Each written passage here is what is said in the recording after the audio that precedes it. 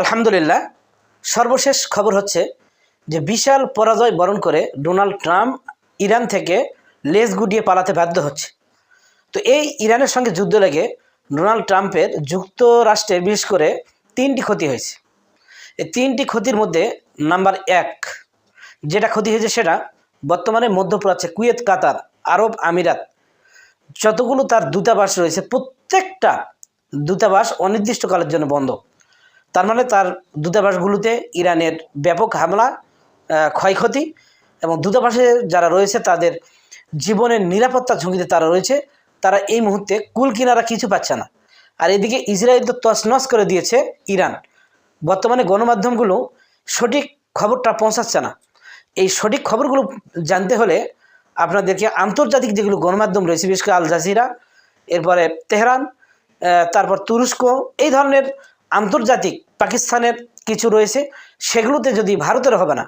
তো ভারতের চ্যানেলগুলো দালালি করতেছে, বাংলাদেশে কিছু কিছু চ্যানেল আছে তারা দালালি করতেছে এগুলো, তো তারা সঠিক খবরটা পৌঁছায় দিচ্ছেন।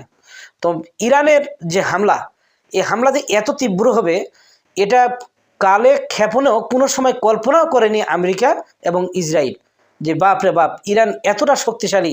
তাদের ইসরায়েলের বর্তমানে তেল আবিব সহ তাদের প্রত্যেকটা জায়গা যতগুলো স্থাবর অস্থাবর স্থাপনা রয়েছে, সরকারি বড় বড় বাসভবন, সবগুলো শেষ করে দিয়েছে। এই হলো 1 নম্বর ক্ষতি। নাম্বার 2 যেটা ক্ষতি সেটা যে ট্রাম্পের এই ইরানের সঙ্গে যুদ্ধ করতে গিয়ে 25,69,কোটি টাকা খরচ হয়ে গিয়েছে। তো বর্তমানে এই খবরটা আমেরিকাতে তারা জানতে পেরেছে, জনগণ। এই জন্য এই ডোনাল্ড ট্রাম্পের বিরুদ্ধে পার্টি যারা, তারাই জনগণ সহ বর্তমানে আমেরিকা ডোনাল্ড ট্রাম্পের বিরুদ্ধে বিক্ষোভ করতেছে।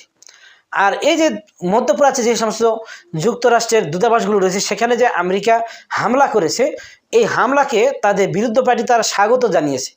দেখেছেন যে তাদের নিজের দেশের লোকজন তারাই স্বাগত জানাচ্ছে।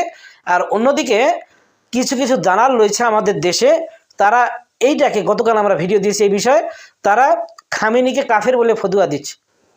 তো মজলুম এই মুহূর্তে ইরানই হলো মজলুম, যেহেতু তাদের উপর আগে ইসরায়েলি হামলা হয়েছে, তারপরে আমেরিকা বিনা কারণে তাদের ওয়াদাকে ভঙ্গ করে, সংবিধানকে লঙ্ঘন করে একটা সার্বভৌমত্ব দেশের উপর এইরকমভাবে বিনা উস্কানিতে, বিনা কারণে তাকে এরকমভাবে হামলা করা হয়েছে।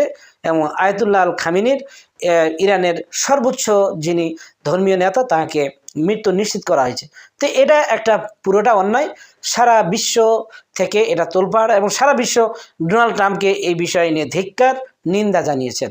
নাম্বার 3 হচ্ছে যে ডোনাল্ড ট্রাম্পের জন্য এটা বিশাল একটা অপমানজনক, লজ্জাস্কর বিষয় যে এতগুলো সাজ সরঞ্জাম, ঢাক ঢোলক বাদ্যবাদন নিয়ে সে মধ্যপ্রাচ্যের এমন কোনো রাষ্ট্র নেই যে যেখানে তার ঘাঁটি নেই। প্রত্যেকটায় তার ঘাঁটি রয়েছে, এমনকি তাদের দূতাবাস রয়েছে। প্রত্যেকটা দূতাবাসে ইরানের একের পর এক অতর্কিত হামলা। এই হামলার কারণে, দূতাবাসগুলো বন্ধ হওয়ার কারণে, তার একটা জাহাজ আসতেছিল, ওই নৌবহরের জাহাজটার উপর ইরানের মিসাইলে হামলা করে ওই জাহাজটাও পর্যন্ত ধ্বংস করতে বাধ্য হয়েছে ইরান। যার কারণে এই মুহূর্তে ডোনাল্ড ট্রাম্প বিশাল তামাম বিশ্ব নেতাদের কাছে একটা অপমানজনক এবং লজ্জাস্কর করিয়ে তার মুখ থুবড়ে পড়েছে। আর বিশেষ করে এই যে এতগুলো অর্থনৈতিক তার ঘাটতি হয়ে গেল, এই অর্থনৈতিক ঘাটতিটা কে তাকে যোগান দিবে? অন্যদিকে তার দেশের যে জনগণ এবং তার বিরুদ্ধ পার্টি যারা আছে তারা বলতেছে যে ডোনাল্ড ট্রাম্প ক্ষমতা আসার পর একের পর এক তাকে এরকমভাবে বিভিন্ন দেশে যুদ্ধ জড়িয়ে দেশের অর্থনীতিকে ধ্বংস করিয়ে দিচ্ছে। একটা তোপের মুখে সে পড়েছে। তার নিজ দেশের জনগণের এরকমভাবে স্লোগান এবং তাদের এই বিক্ষোভের মুখে পড়েছে। কাজে ডোনাল্ড ট্রাম্প এই মুহূর্তে দেখা যায় যে চতুর্মুখী একটা চাপে সে কি করবে।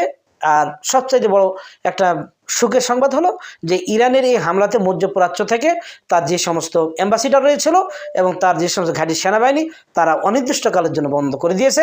আলহামদুলিল্লাহ, আল্লাহ পাকের কাছে দোয়া করি আল্লাহ পাক যেন এই ইহুদি জাতিকে এবং এই নৃশংস জাতিকে ধ্বংস করে দেন, মুসলমান ইমানদারদেরকে বিজয় দান করে দেন। আমিন। সকলে ভালো থাকুন। এ কামনা। আসসালামু আলাইকুম রহমতুল্লাহি ওয়া বারাকাতুহু।